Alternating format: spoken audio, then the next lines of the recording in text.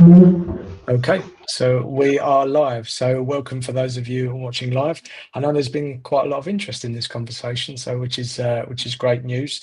And also for those of you watching on the replay, I hope you get a lot from this conversation. So my guest today is Inez. I want to say that's the correct way of saying it. If I pronounced it okay? Okay, good. Good. So Inez, I always say to my guests, I never introduce you myself. I always like you to do that yourself, just so that you can hit all the highlights and just share anything you think is worthy in terms of the context of this conversation today. So over to you.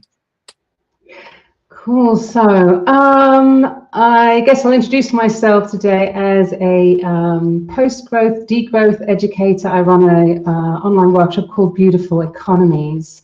And right now I'm actually in the Czech Republic. What you couldn't see is that I had to rush in. Colin's been very kind not to say how much I had to rush into this conversation because I actually thought it was tomorrow. But I'm in the Czech Republic with a bunch of post-growth educators exploring different ways of bringing this story of the economy to as many people as possible. So I run Beautiful Economies. I'm also a storyteller, and I'm particularly interested in how the story of economics, which I think is now really the biggest story that is now influencing our lives, how it's keeping us from doing what we know is necessary in terms of the ecological crisis, in terms of inequality. So that is the work that I explore through my Beautiful Economies lab. Brilliant. Okay, thank you. So I just want to say a couple of things just for context. First of all, I really appreciate you rushing around desperately for me today. That's I'm always appreciative of my guests, but today for you, that goes double. But secondly, so as all of my guests, we had this initial conversation before we dive into the live, just to make sure that we have enough of a topic to talk about. And when I first initially spoke to you, I felt quite insecure because of my intelligence level. I didn't think I understood any of maybe the concepts or the ideas that potentially we were going to be talking about. But what I actually took from that was such a beautiful conversation. You made me feel very at ease. You made me feel very aware of all of these concepts in such a beautiful way. And I wanted to thank you for that, because I didn't know that I was actually going to have this conversation. I didn't think I was the right person to ask any of these questions because of the world that I'm involved in, and I don't really understand it.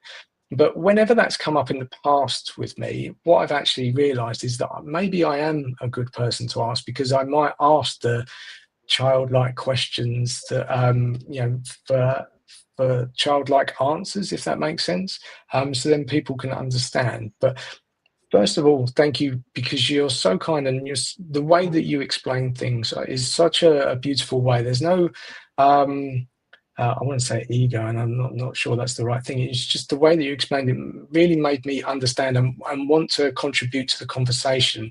And that's quite rare, especially in a topic where, you're definitely an expert, but you welcomed me into that. And I want to thank you and acknowledge that before we actually go any further.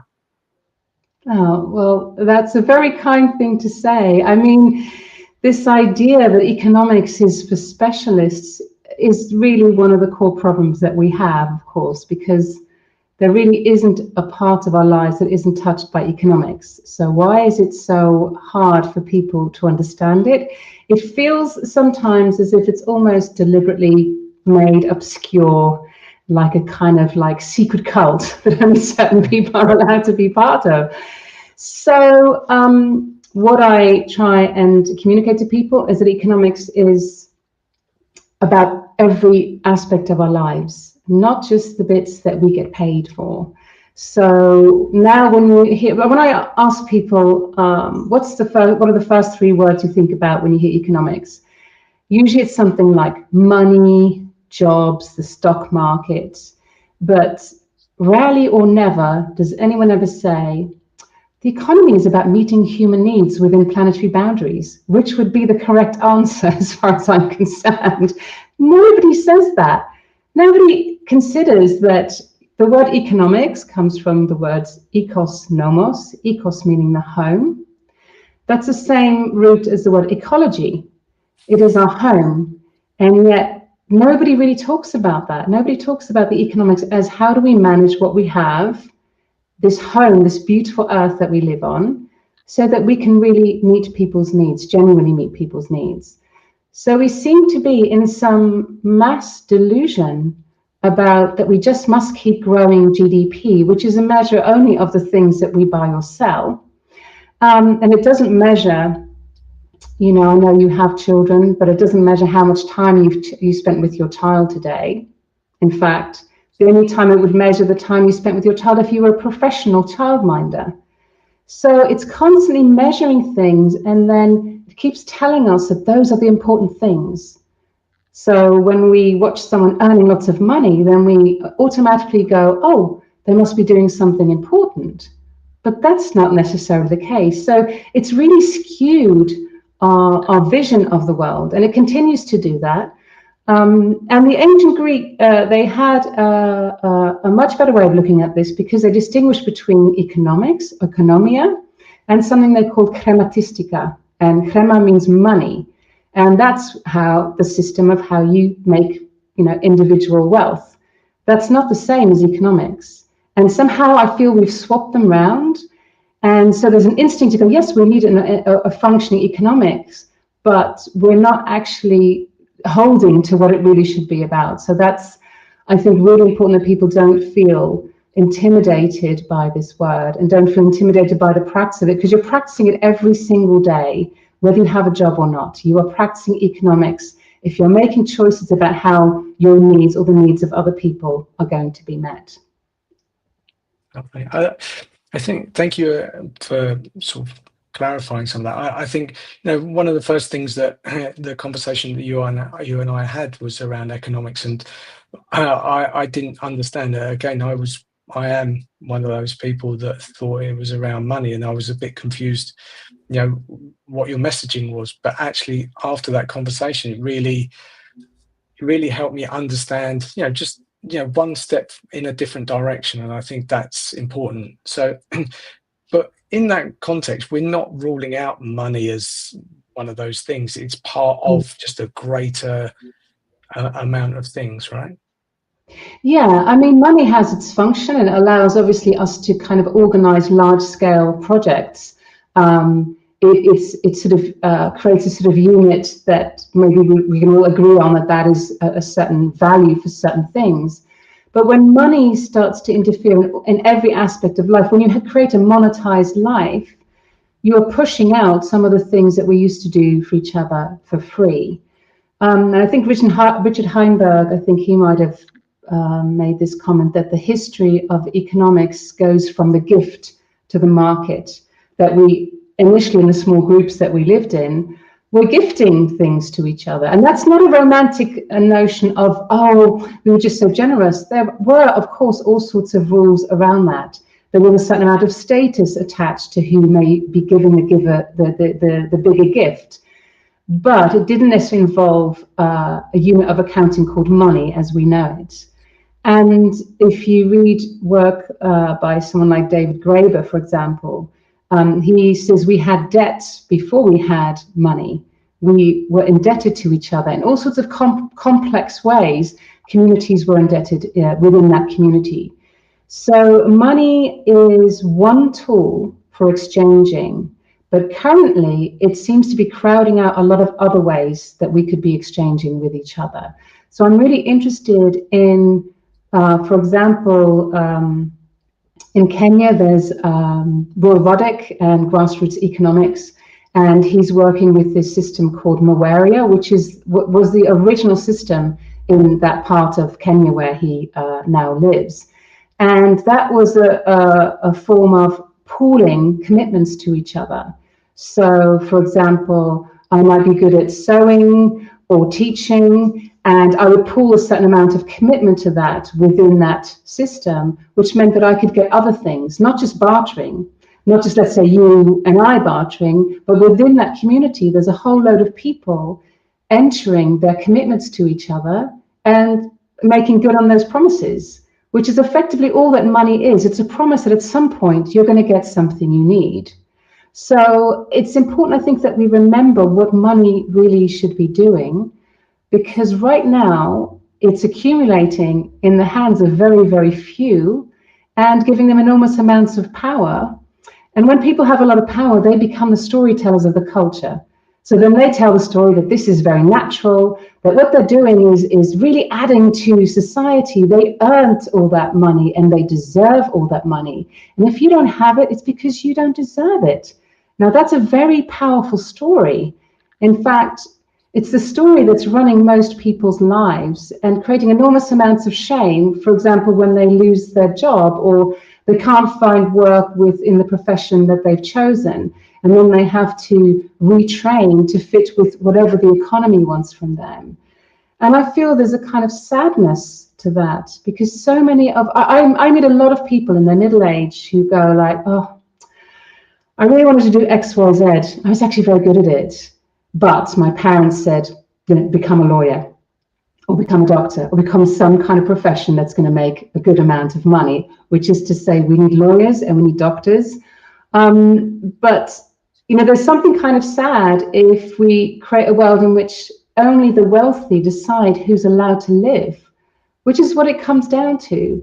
The amount of artists and musicians and dancers and creatives I know that are working in some job that they don't like just to pay the bills, when they could be making the world a more beautiful place. So this is where the kind of understanding of how that accumulation of wealth really is creating the culture that we live in. It is not just economics. Economics effectively creates the culture, because that's what happens when people become powerful storytellers, and that's, you know, the problem that I think we need to look at, as well as all the kind of mechanisms on the outside. There is something happening to us on the inside. So I call my work actually economics from the inside out. How do we start to feel what's happening to us in this particular economy? Because it's not natural, it's created, and it can be remade, and it should be remade by us, basically. I think there's many threads that I kind of want to pull on. I'm not sure which one's the best one, but this I think I'll just say this statement. I see we're more connected than we've ever been in our lives with technology, etc. But I think that we're more lonely and more unhappy than we've ever been before. And I mean, it's easy to look back and say, you know, I had a very good childhood. I didn't have technology, etc. But I think we seem to be very self-involved. I'm not discounting myself from that conversation, because you know, from moments I do, but we often think about ourselves. What can I win? What job will I get? How much money will I earn? And I've been through a few different jobs, and the most happiest I've ever been is when I've earned less money, because my choices were more of my own. And that, at the same time, that did actually cause, you know, me to worry about money. So there is this unique tie. And for a while I thought, oh, if I did the job that I loved, then I couldn't get money. And then I've actually changed that idea in my head, and I'm working towards keep reinforcing that. But ultimately, we always think about money, we think about ourselves, and we don't really want to give. And so as part of starting this business, I'm self-funding this for the next year. There's no buying, there's no selling, and it's about having great conversations and meeting people like you. And do you know what, I've spent most of my life worried about rejection, worried about, okay, people wouldn't want to do it. I would say a good 95% of the people that I come in contact with and I ask if they would like to do a LinkedIn Live say yes. And the other 5%, it's either, yes, I'd like to do it, but maybe in a couple of months. And because of this, there's no buying, there's no selling. it opens up a lot of avenues, and people, you're not being paid for this, I'm not being paid for this, and it's such a rewarding thing, because money's off the table. It's not, there's no secrets here or anything like that, or disguised frameworks that I'm going to try and sell at the end. I get to have a beautiful conversation. I get to share a lot of information and learn a lot from you. And that, I think we've missed that. We've gone into that insular world, but I don't know how do we get back? I to your point, you said you come across a lot of people that are maybe unhappy or would have liked to have done something in their careers. How do we start to get to the point where we do take jobs that we want to take and that are rewarding for us while still maintaining the money? Because in my head, so I'm maybe going to answer my own question, but the people that have money, the few that do have the money, that's not really incentivized for them to allow us to do that. So there's this huge unbalance. So maybe it's the biggest question ever to ask. Do you have any ideas or thoughts how we approach it? We've gone straight to the meaty bit, Colin. Okay, yes. I think that, like you said, the people who are wealthy, they're not suddenly going to go, oh, a bunch of people not happy with what we're doing. They've been doing it for a long time. And of course, the way that I think the human mind works is that it likes to find excuses for its behavior. We all do that. So I suspect that they have another story, but that they're really doing good in the world, and that the money is best in their hands. I mean, that is very much, I think, the story that people tell themselves, and the story that we keep reinforcing because we're not rising up and taking them out. Basically, they shouldn't be in those positions. We keep allowing governments to create regulation that allows them to do whatever. And by that, I really mean the 1%, the billionaires of the world. So we live in a world in which we're trying to make sense of this. And this is the thing about stories, is that humans need a story to make sense of the world. And you either start to see what's really happening, and then you need to act on that, or you buy the story that somehow, these people, I won't mention names, but we all know who we're talking about, really have done more than, some mum, who's raising good children on a sort of like low income, working in one of their factories. Yeah, they really deserve to earn 300 times more than she does. Gosh, what a thing to believe. I don't think anyone should deserve 300 times more than anybody in the world. Who is making that much difference? But that's the story we have. And, we've seen sort of like CEO pay just go through the roof. And that's been happening gradually over the last few decades. Not seen that many. I mean, a few of us who are always upset about this stuff are upset about this stuff. But where are people just in their normal jobs just going, enough already? And, laying down tools or whatever, or shutting their computer and saying, I'm not doing this anymore. But of course, as well as the story, there is real, we're seeing, of course, governments now, clamping down on, normal dissent from the people. So these things create an atmosphere of fear. And it's no wonder that people tend to be like, oh, well, at least I have a job. I've got this job. It's something.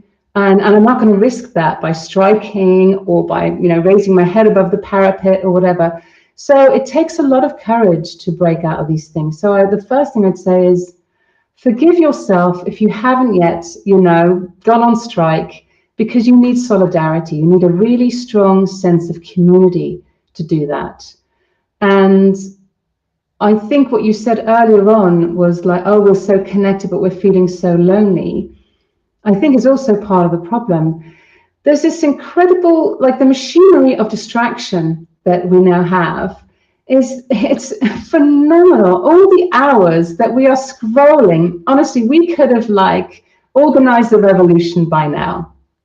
But we are, we're trapped, a lot of us, in a whole cycle. I call it a sort of like it's like it's sort of like reciprocal narrowing, I call it. So, you have very little money.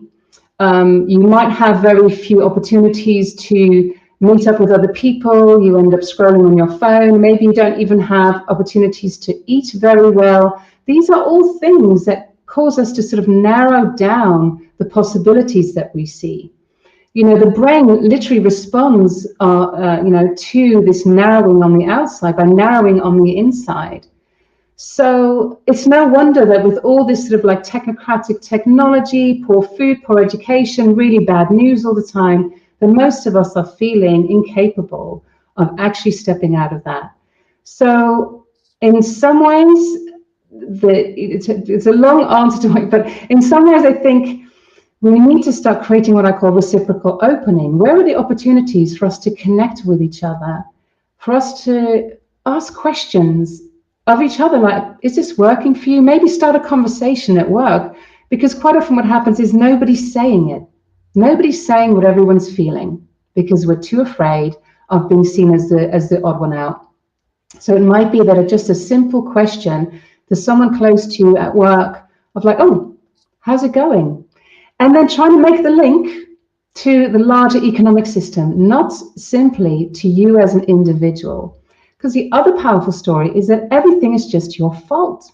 And if it's not your fault, it's your parents' fault. And you should get some therapy. And you should never question that maybe the system that we're in is making a lot of us ill. So that's why I think the solution or the beginnings of that can happen in a very simple way between people. You don't have to go and study economics. You don't have to, you don't have to be the kind of the superhero in your life. You need to make connections. And in those connections, as we build them, we will become stronger.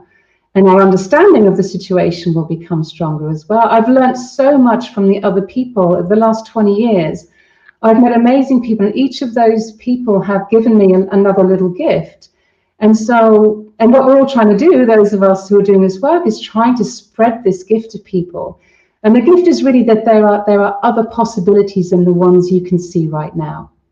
There are many, many other possibilities. And it's what kind of makes me feel hopeful for the future. Because if I watch the news, gosh, I shut down as well. I just think, oh God, do I really want to carry on? Nobody cares, all the stuff that you would conclude if you looked at what you see on the daily news. But that is not all that there is. So, yeah, that's just me kind of saying, oh, this is how we start the rebellion, one conversation at a time. I think that's an interesting point, because do you know, some of the best connections I've ever had, I've started by being vulnerable and saying something that was either bothering me or that was not okay. And that builds trust, and it builds an openness to have a conversation that I don't believe would have happened if I'd have not been vulnerable. And I think with all this, like you said, with a revolution maybe, but I think we are quite numb in the way that we live. We switch off. Full disclosure, I really don't consume any news. I did that some years ago because I was reading a newspaper. I used to work in London. I was coming home, and I was reading the newspaper, and it was sensationalized about all these gangs in London and all these things, and it was talking about young kids.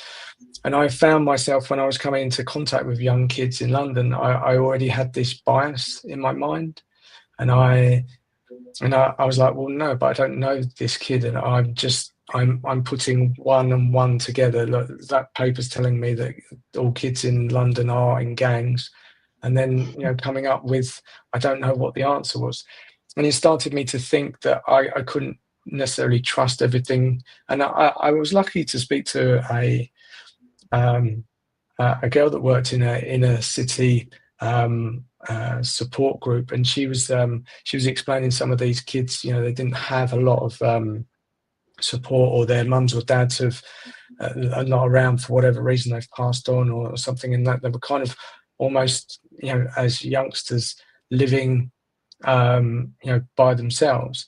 And so when she told me that, and then I put the information around these gangs, I realized that I didn't have all the information, and I was coming up to the wrong conclusion. I was coming to the conclusion that the paper wanted me to have. And I always, ever since I was a child, I always realized there's two sides of a story, and I always wanted to know both sides. I didn't really want to pick a side, if that made sense. And I think with the news, it can be very difficult to filter and understand which is the right one. What, are we being told something for our benefit, or are we being told something for someone else's benefit? And so sadly, I've actually cut out all the news, but in the benefit, I get to have conversations with people like you that are aware of this, experts in your field, and you get to explain things to me without there's no ulterior motive. It's just explaining what's going on, and then I can understand, and I can make more of an informed decision that way. But I think, just to, I like to go off on tangents, so apologies for that. The idea about actually questioning the world that we live in and how we live is quite a scary thing to do as well, right? I think I often think about The Matrix. I don't know if you've ever seen the film, and I think if not to sort of go too deep into that, but I think if we don't, if we start to question things, we don't know where that's going to end, and it might be scary, but for the longer term, it has benefits for us. It's because we're actually numb, but we're not talking about it. We are unhappy. We are consuming things that we're. So this is just my belief, and please correct me anything that I'm saying that doesn't sound right. But we seem to be consuming things: bigger cars, bigger houses, everything. Even my kids, and that's on me. They want more and more and more, and that doesn't make us or them any happier. The happiest I see my kids is when I actually stop doing what I'm doing and just give them 5 minutes. And it doesn't need to be more than 5 minutes. Sometimes they might like that to be longer, but they just want my time and attention. And the things that we buy, you think, oh, that's going to make them satisfied, but they're not. And that's not about my kids. That's about us as well. We buy things, and yes, they might bring us some joy for the very short term, but that it's like this craving to keep wanting more and more. And I don't actually have that much stuff. And I've even found it recently. I've come into some money that allows me to finance this. And I started buying more than I needed. And I was like, it doesn't make me any happier. And you go, oh, yeah. And it, strangely enough, it creates more problems. Like I start thinking about, oh, okay, well, I've bought this, but then I need this to go with this. And I'm like, none of that. I create my own reality a lot of the times. And I find that I start to realize, okay, and it takes some awareness and self-restraint not to buy things or to instantly react to something that you want, because companies are very good at making you want the thing that they're offering. And I often find myself, okay, give myself time to think about it. And I had this idea the other day that I should ask myself, okay, if I still want this thing in 90 days, then I buy it. And if I don't, if it hasn't occurred to me, then I don't buy it. And I think that's, it's not like food or water, But if I don't need it, or the feeling or the emotion has gone away, then maybe I don't want it, and it's not, something else has cropped up. And I don't know how to build that into my life, that it's there. But I think it's also something good to be able to teach to the children as well.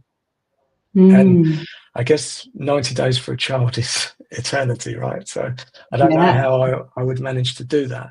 But yeah, all of that, again, to be said, I don't find myself any happier having more things. Yes, one or two things that are beautiful and make me feel good about the situation. Maybe I saved up for it, or something that I longed for a while. My prime example is this computer. For a long time, I wrestled to buy this computer, and it was, I'm talking years.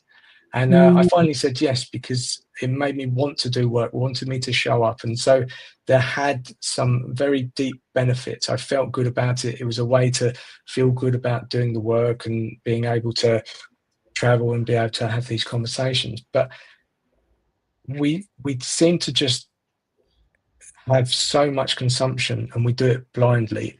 Again, I am one of those people as well. And I don't know how we also stop that.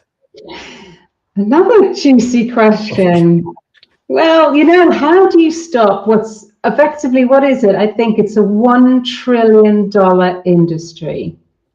So how do you stop this monster that is in our lives every single day on your smartphone? That's the business model. Advertise, advertise, advertise. So what you're describing is just really normal. It's very normal to feel like, oh God, I really need this thing. It's like, that's just how the system works. You've got to keep shopping or the economy collapses, which is actually also the truth. The economy that we've created at the moment would collapse. So I think what you said earlier about, the individualism of, you talk about, oh, how can I educate my child?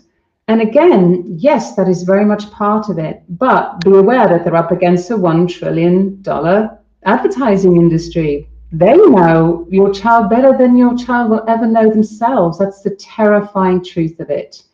And they're stopping at nothing. AI is just another tool in the hands of, capitalists. I'm not saying about what it might do for science.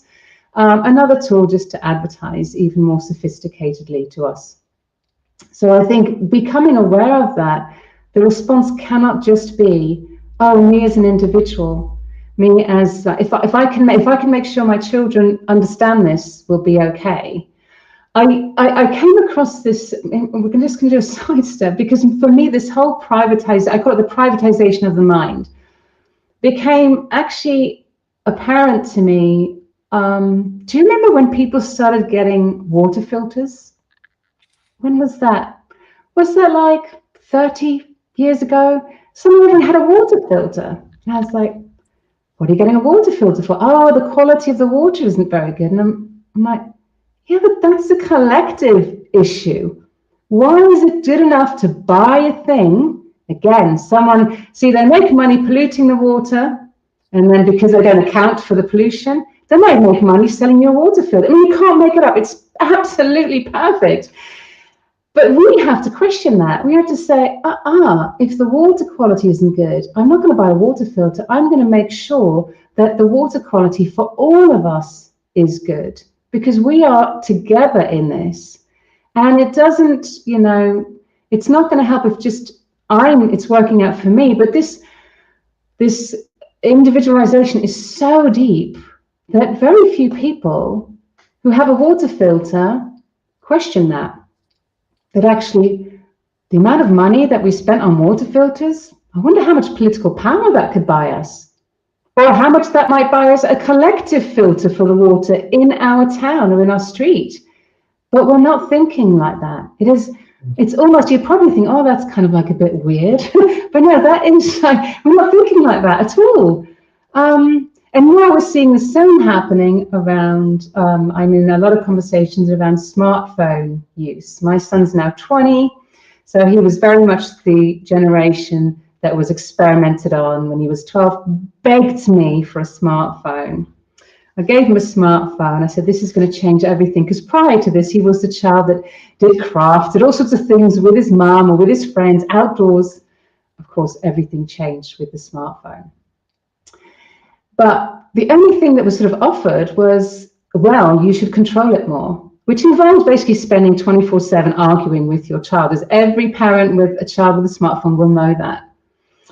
And the great thing now is that there is now movements of people saying, no, this is not an individual parent's problem. This is us collectively. We're going to say no to smartphones till our kids are 16. But also we need to be holding to account the people who've imposed this mass experiment on our children and our minds. And that's the kind of thinking we need to cultivate. We need to cultivate the thinking that we are not individuals. We are collective. We are connected to each other. We need each other. We cannot thrive alone. And as soon as you shift the lens on that, you start to see all sorts of ways in which, because of this, what I call the privatization of our minds, private companies, basically they outsource the grief. So it's just like, we've created this technology, you guys deal with the problems. And then if the government steps in, that's still our money. That's still our tax money that goes to fixing the problems they've created. What's wrong with this picture? You know, but the only reason that we keep doing this is because we have this story that these people create jobs. We need them for the economy, as if we couldn't create our own jobs. If we got the bank loans from the bank, if we had trust, if we had support from the government, if we had that many subsidies, we really wouldn't be creative enough to, you know, have shared ownership over, you know, the factories and, you know, the institutions. It's just, it's a failure of imagination, because of course we could. Of course we could. And I think that's what we have to remember, is that humans are uniquely gifted at cooperating. And you see it when, you know, when disasters happen, most of the time the community response is outstanding. Of course, they want to keep showing us the riots, but most of the time, what do people do? We love a crisis. We're at our best helping each other. We really are. You see it all over the world. And yet when it comes to organizing our economy, somehow we wouldn't know how to do that. And that is what I think, mostly what I want to get across with my work, is for people to trust themselves and to trust others, to trust other real life human beings around them. This is not to say that working with other people isn't hard. It's the hardest thing you can do, is trying to agree on stuff with people. But if we don't work that out, then we keep being dependent on, you know, on basically on governments who at the moment in most parts of the world don't have the interest of the people at heart.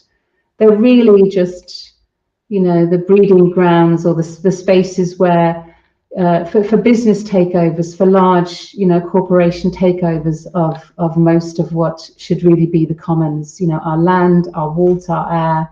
They are for us to decide about. And that is, if there's one thing I'd like to instill in all our young people, is a sense of entitlement to that bit. Not the entitlement to the next iPhone, you know, but the entitlement to a part of the world that you and your community could use to meet your own needs. You know, that you have a right to be in the world, not as a consumer, but simply as a citizen, as a human being. And you have a lot of, you know, talents and gifts that can help your community and that can help the world. And they may not be the things that someone's going to be willing to pay you for. So we've gone full circle, of course, because you need a job, because you no longer have access to the land. But yeah, somewhere in that that sort of like system, there are leverage points. There are places where, you know, you can, together with other people, start to make a difference. And some of that's very simple in your own community. If you have a talent for organizing, you know, any kind of resistance to the system, you might have that talent. You might be someone who's particularly good at being entrepreneurial. So there are many, many ways that we can help ourselves. Yeah, but we have to start believing that story rather than the story that we're dependent on you know, the goodwill of corporations to invest in our countries. Yeah. So just a side point. I know we've got some questions, and I'll come to those at the end. For a gentleman, I assume his name's Jose rather than Jose. But I'll try and get to those questions towards the end. I just want to, sorry, I didn't want to take the thread of the conversation, but what you were saying, I really like, is that, you know, this isn't something that we do on our own. It's something that we do as a collective. And so I was trying to imagine how that might work, because, you know, I'm from the UK, I live in Luxembourg, and culturally, all different countries have different dynamics, you know, the way their governments are run, or the way that they think about it, the way that they accept or reject large corporations for whatever reasons, and the way that they see people and themselves and their land and what they're trying to do, either to use it or abuse it or to nurture it and grow it. And it's I you know, my brain kind of boils over when I think, how do we get to a place where we're all connected and we all, again, we don't all think the same. We're not supposed to, but we have such a beautiful planet, and we haven't really talked about it because we got caught on the money side of it. So, but there is so much land. There's so much. There is so much space. It's inhabited, very unbalanced. But how do we bring all of these people and ideas and concepts together? I know you're somewhere at the moment. I know you're in a monastery, and you're talking to who's there? Is it people from other parts of the world, or what's yeah? There's people from Eastern Europe, Belgium, Australia at the moment, because I happen to be in Europe already, Sweden. So there's a bunch of us exploring how do we communicate these ideas to, I hate the word ordinary people. Everyone's ordinary and extraordinary at the same time, but people who are really not thinking about this stuff. And this question of how do we pull together, because we are all different. And I think it's really important that we are all different and there's nothing wrong with the differences between cultures. And I think maybe for that, I should segue to the Human Scale Development Framework, or Barefoot Economics, which is the work that really underpins my work. And that talks about us having 9 fundamental needs. They're not the only needs we have, but that those 9 fundamental needs are the same across all cultures. So that rather than us thinking about, you can't have your needs met, those 9 needs, if we take them as being the sort of foundational elements of an economy, then we just have to look at where are people meeting their needs in a way that doesn't harm themselves, others, and the earth. So just to go through those needs quickly: subsistence, of course, we need to make sure that our bodies stay alive, that we're healthy. We need protection, we want to feel safe. We need participation, we want to have a say in the world, we need to be part of something. We have a need for identity and belonging, knowing who we are and who we belong with.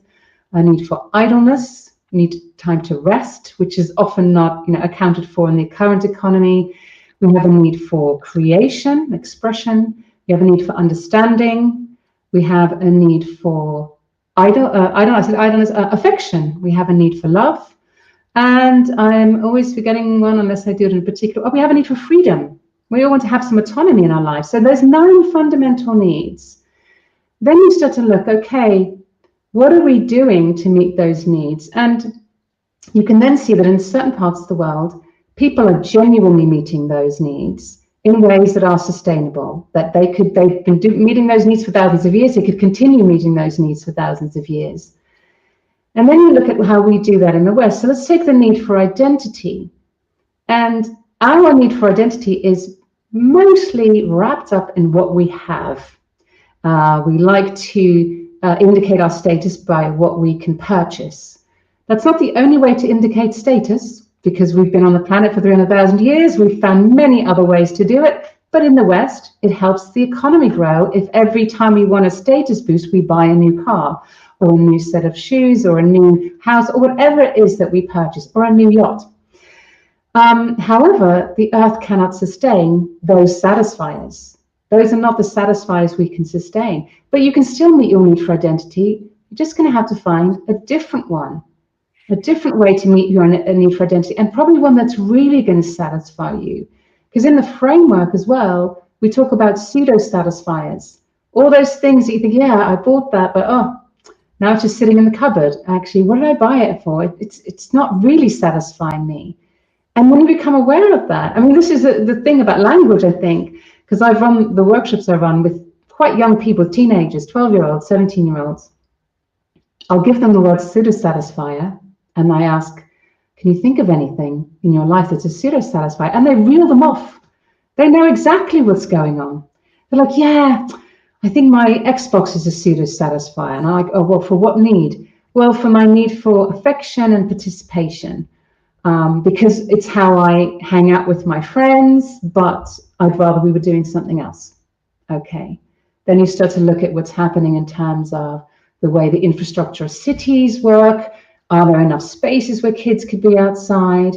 Are they being encouraged to purchase things that they can play inside? You have a culture of, stranger danger or fear of cars. So you see how the whole culture starts to work together to sort of corral our children inside, where they have to buy more stuff, because that need for participation, that need for affection is a genuine need, and there is nothing wrong with it.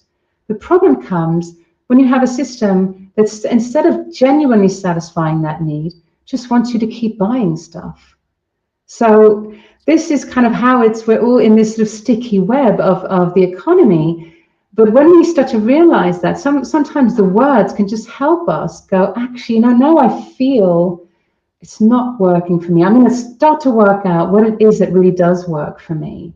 And those are just entry points into the system to start untangling ourselves from it, because it is a very, very powerful mechanism that's keeping us doing the same thing over and over again.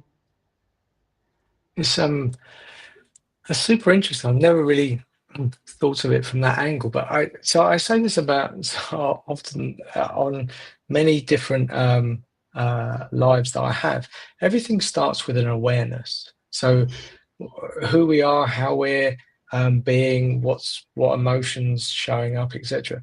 And so that exercise in itself, when you were saying about speaking to the kids, and they already knew, but when you said about the Xbox, and that's my need for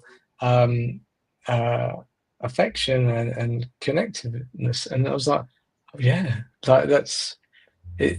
It's so simple, yet we don't take the time just to look at that and understand.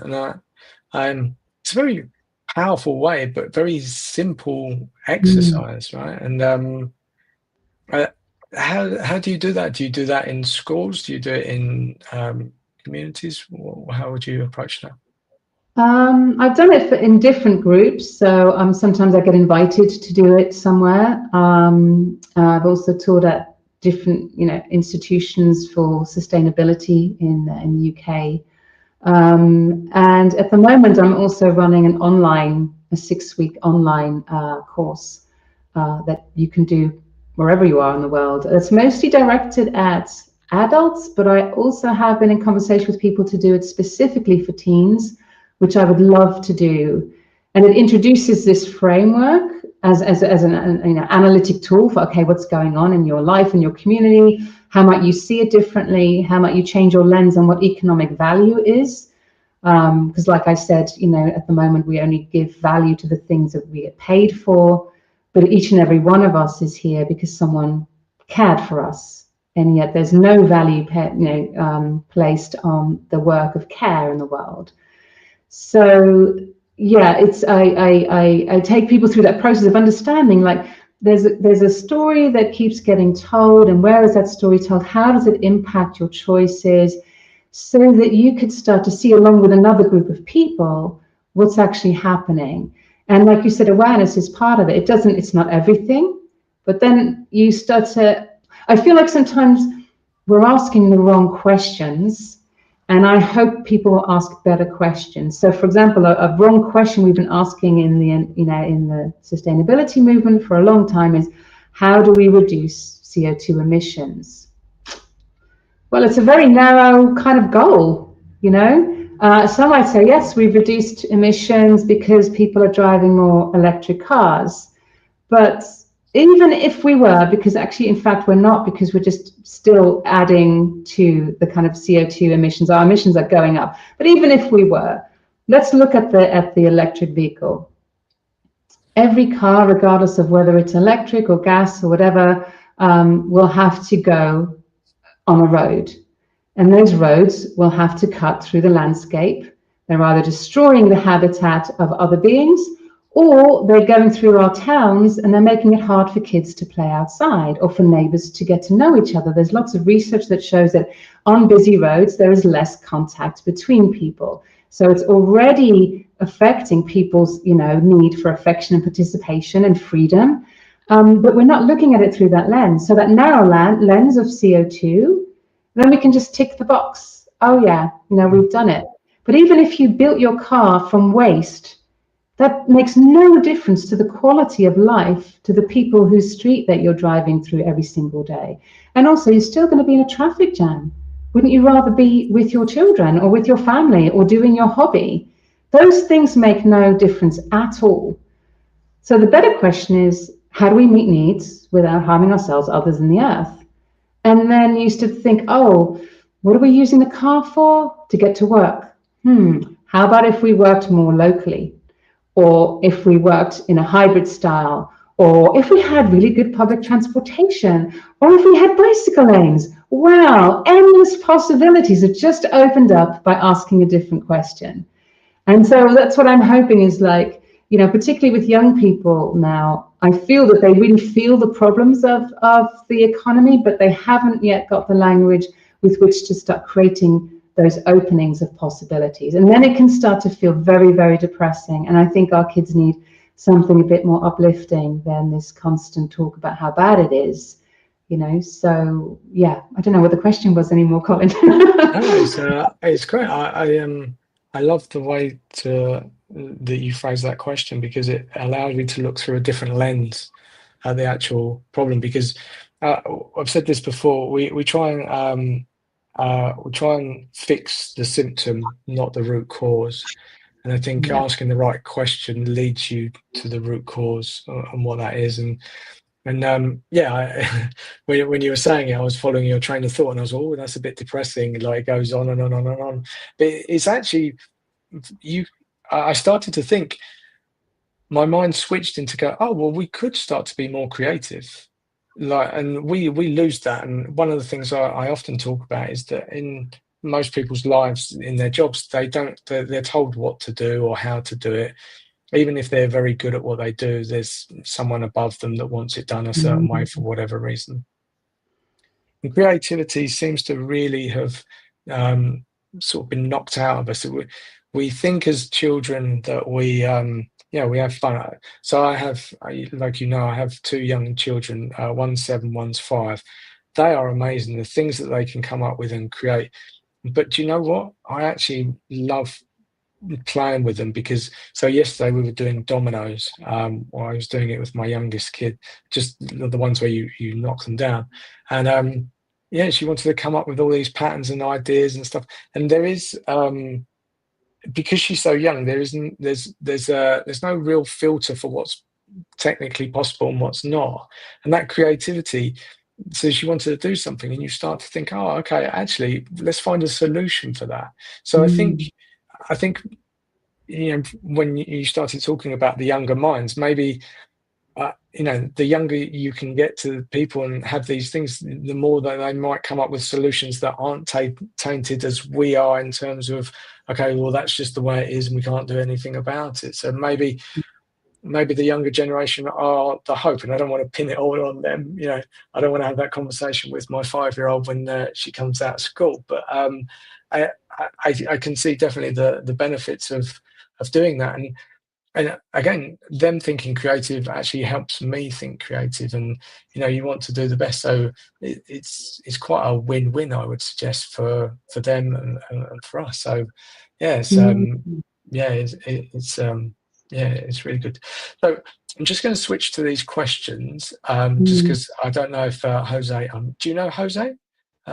He was online. I'm LinkedIn. Yeah. Yeah. So here's a question: how do you think that the abundancy and generosity mindset from the indigenous people can help us to heal a broken economy system? Okay. So I don't know that I guess it'd be hard to know which indigenous culture can sort of see what you mean by that word indigenous. I don't know that I would want to speak from that place in the sense of like, I'm not an Indigenous person. What I have understood is that most Indigenous people who are connected to the land, they have a different set of priorities than the ones that we've set for ourselves. So often you hear people say, oh, and, you know, Native American people, they don't talk about resources, they talk about relationships. Well, there you go. Already you have a word that shifts the mind, because if I have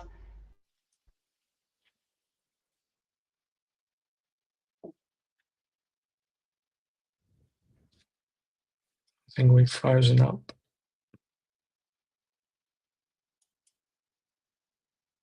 Inez, I don't know if we're still connected there.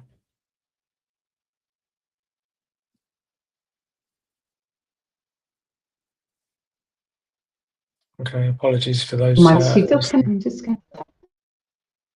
Sorry, Inez, technology is getting the worst of us here. Okay, I think we dropped out for a second. Yeah, sorry. So yeah, I was just talking about the shifting of the mindset when you start using a different word. So instead of saying resources, you say relationships.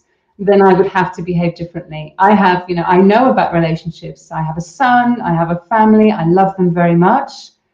That would be a very different way to approach what we now call resources. And I think that's incredibly important, the language that we use, because the language is kind of like it sort of dictates the mindset. So I think there's a lot to be learned from the way that, you know, people who are native to the land, who still have a kind of culture that's connected, that we listen to their stories. And the stories are, you know, in all the old stories, there are stories about the land and the importance of the land and the importance of other beings. And in particular, if you're trying to raise children, I would say go to those stories from, you know, Native American, from Africa, from Australia, even Celtic tales. If you go back, you see that there's an understanding of us as part of this much greater universe. And as well as that, when we start to understand ourselves as part of a greater whole, there's a kind of solace as well. The idea that we're this individual existing sort of like very lonely on the planet is a terrifying thought. If you see the world as being alive, as something that you have a relationship with, then the world is also fuller. It's fuller of those relationships that you need. And I think there's a wonderful quote, it might be by David Abrams, and he says, when you go out in nature, be aware that whatever you are observing is also observing you. The tree is not a passive thing, it is observing you. You are there as something. And it invites me, and I hope it invites others to think, how do I want to be observed? Who do I want to be? If you imagine that, you know, you go out and it's not just a passive object there that you could turn into firewood. There's another being in the forest with you. Who am I going to be in relation to that being? The same way that you would be if you were in a group of people. We're always measuring ourselves against others in a group of people. Am I likable? You know, am I going to be improved? Am I saying the right thing? What if we went into the forest and thought, am I going to do the right thing by these trees, or by the ants, or by the squirrels? That would change our mindset. I don't know if that answers your question, but that's all I could come up with. That's good. It's strange when you were saying about trees, because in my mind I was like, oh, a tree is always kind. It would never judge me, and I don't know why. I was like, everyone's. So I'm very much into trying to look after my well-being, and people say about going into nature. And so I feel that when you walk in nature, everything's kind. You know, you know, the flowers, the trees, they're all there to fuel you and to feed you and make you feel good. And so that feels like a very warm and welcoming friend. You know, even when it's raining, it can be fun, and you know, all the noises and everything. So when I think about trees, I just think about friendliness for some reason. Yeah, But of course, there are, like, you could be mauled to death by a wild animal, but you know what? It wouldn't be personal. It wouldn't be personal. It wouldn't be because someone came because they have some kind of vendetta against you. And I think there's something about the justice of nature, that it's not there. It doesn't hold any grudges. It is doing what it needs to do out of survival. I think there's much to be learned from watching how natural beings, or we are natural beings, but like the other than humans, behave themselves in the system. And I don't think they do that out of benevolence. I think this is just what they're doing because that is their way of doing things. And that we can also be like that. And for most of the time on the planet, we were like that. We knew our place. We really knew our place. And we have a crisis of hubris, basically, thinking that somehow we can put everything under our control. And that needs to be fixed. We do need to kind of find ways, not just on an intellectual level, but on a physical level, to know our place, And it's still a good place. We could be on this planet and, we have thrived for many, many thousands of years without destroying it. And I'm sure that if we really put all of our skills and our knowledge towards that as a goal, to live peacefully with each other, then I think we could do that, because we're certainly capable of doing enormous amounts of destruction with the same kind of knowledge that we have. So yeah, let's shift the course. Good. So I've got 2 more questions. I'm conscious of time. Are you okay? Do you have to rush back to your... I sort of need to be going soon, but if we could I'll do them quickly, then I'm sure I'll be fine. So the next question, do you think that time can be the entry point to dance with the system, following the expression of Donella Meadows by can you read that? I'm not going by time. Oh, I don't think that's a question I could answer very, very quickly, though I think I know what you mean in terms of, right now, I guess if you think of it, we all have the same amount of hours in the day, but we certainly don't have the same amount of access to money. So what I think would be really good is if people were to look into all the other ways that we can exchange with each other that don't involve money. Like I said, the Mawaria system in Kenya, there's many other systems, there's time banking. But I don't think I could do that question justice other than just saying, encouraging people to look into, other forms of exchange. Okay, thank you. And then the last questions, we are seeing an interesting debate in our children's boards we are creating in museums. Should they be paid or not? They're collaborating with their time and ideas, doing a job, in fact, to improve the museum. So what do you think about it? And the first thing that comes to mind is a project that Bernard Lietaer, who was a money expert, proposed to the government of Brazil.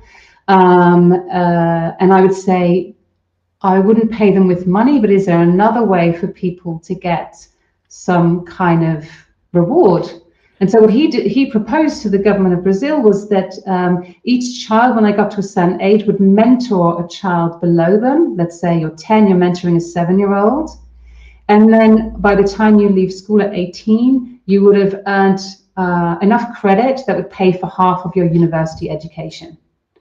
So I thought that was a beautiful system because it's doing a number of things. It's allowing those relationships, those bonds between children. I mean, it's wonderful to be showing what you know to a 7-year-old when you're 10. We always think, oh, children are just done when they've done their schooling. But of course, you're always knowing something. You've always got something to give. And in this example, Jose, of the young people contributing, they have something to give that is of value.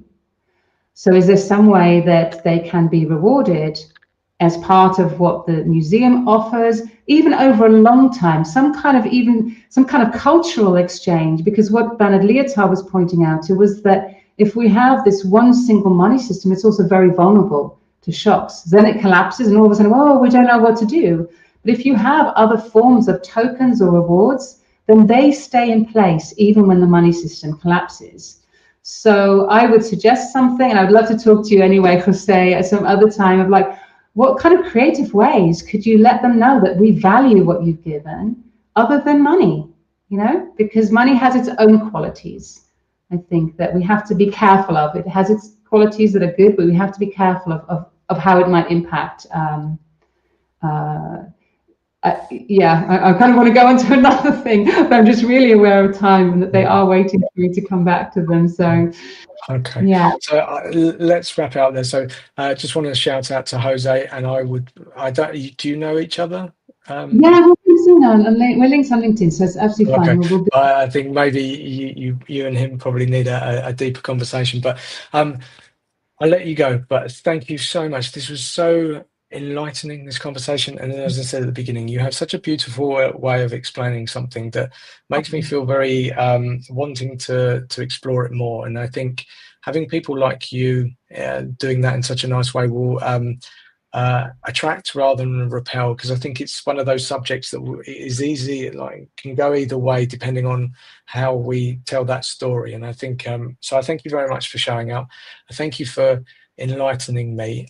There was a ton of stuff we didn't touch on, and I'd love to do a round two with you, and you know, maybe you're not rushing from place to place, but honestly, it was a real privilege for me to have this conversation with you. I'm so glad you've opened my eyes and definitely made me think about a lot of stuff. So thank you very much for showing up for me today. Well, thank you so much for inviting me. And if there are people who feel like they want to do 6 weeks of going deep dive into this, I have the Beautiful Economies Learning Lab coming up on the 21st of October. But it's been a pleasure to talk to you. Yeah. So I'll repost this. I'll put that, and I'll put the link to your website. Is that where they can find you? Yeah. Okay. Fantastic. Well, thank you very much, Inez. I'll let you get back to your conference. Bye. Thank you so much.